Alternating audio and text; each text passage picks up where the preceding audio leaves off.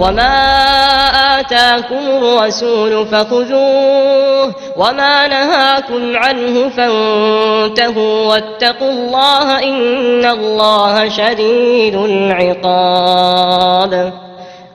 اور جو چیز تم کو پیغمبر صلی اللہ علیہ وآلہ وسلم دیں وہ لے لو، اور جس سے منع کریں اس سے باز رہو، اور اللہ سے ڈرتے رہو، بے شک اللہ سخت عذاب دینے والا ہے۔ ایمان کا بیان جس سے جنت میں داخلہ ہوگا۔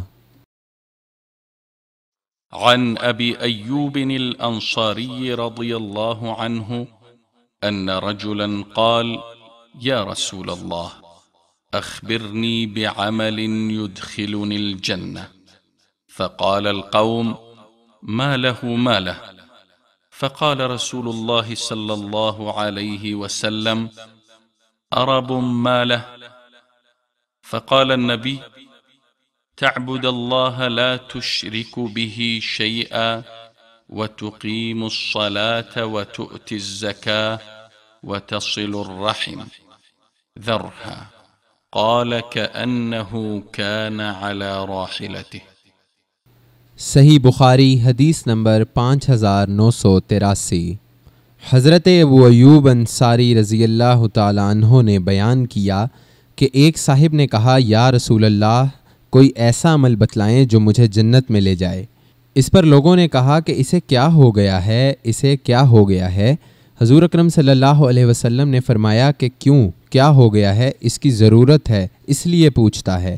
اس کے بعد آپ نے ان سے فرمایا کہ اللہ کی عبادت کرو اور اس کے ساتھ کسی اور کو شریک نہ کرو، نماز قائم کرو، زکوٰۃ دیتے رہو اور صلہ رحمی کرتے رہو، بس یہ اعمال تجھ کو جنت میں لے جائیں گے، چل اب نکیل چھوڑ دے۔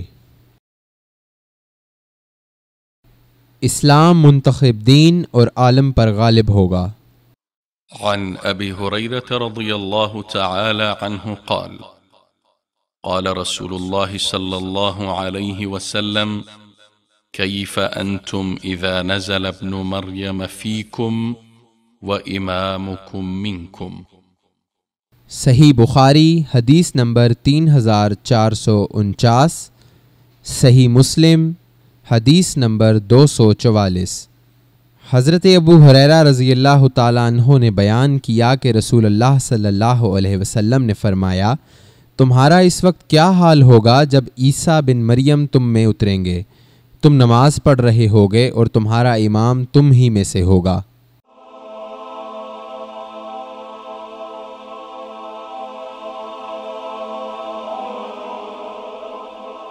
ایمان کی کرن، ہدایت کی شمع، وصال اردو۔